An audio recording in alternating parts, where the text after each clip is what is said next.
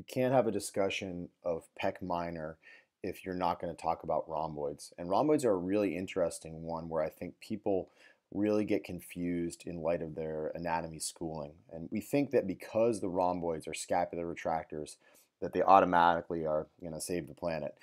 In reality, you can't lump rhomboids in with low traps and mid traps because of the nature of their line of pull. Certainly, if we compare side to side, middle traps and low traps certainly do a lot more to kind of create that good posterior tilting of the scapula that we need as they draw things towards the midline of the body. Rhomboid, notice the kind of the inclination angle, right? So your rhomboid minor runs from C7 to T1, and basically your rhomboid major is going to run from T2 to T5.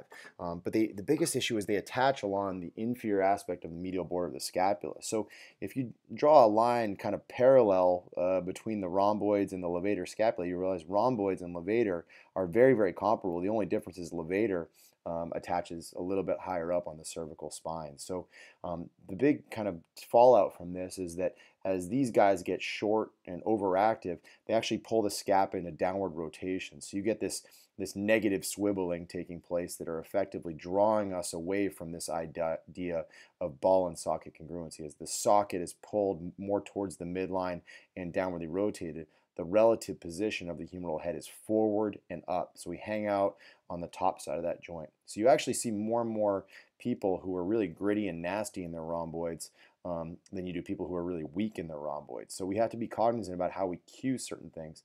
And what you'll often see is a generation of athletes who have been taught down and back. So earlier we talked about how the down aspect of it can lead to latissimus dorsi pulling things down here instead of the lower traps allowing us to posteriorly tilt the shoulder.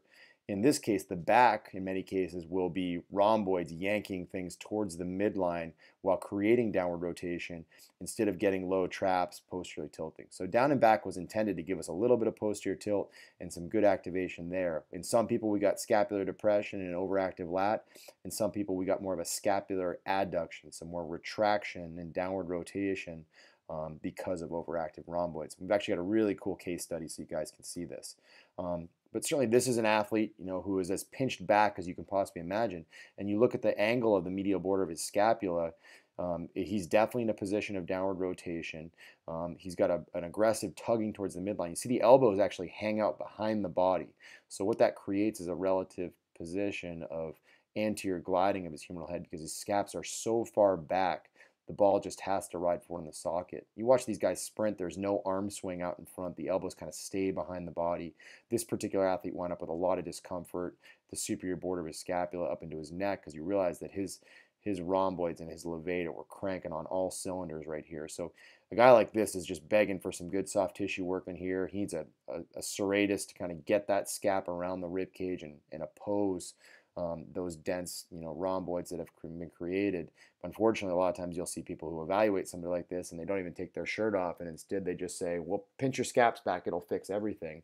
And that's a perfect example of how we can't just take cues from a population of grandpa rotator cuff problems. This is an athlete who's not kyphotic. He's actually more flat through his upper back.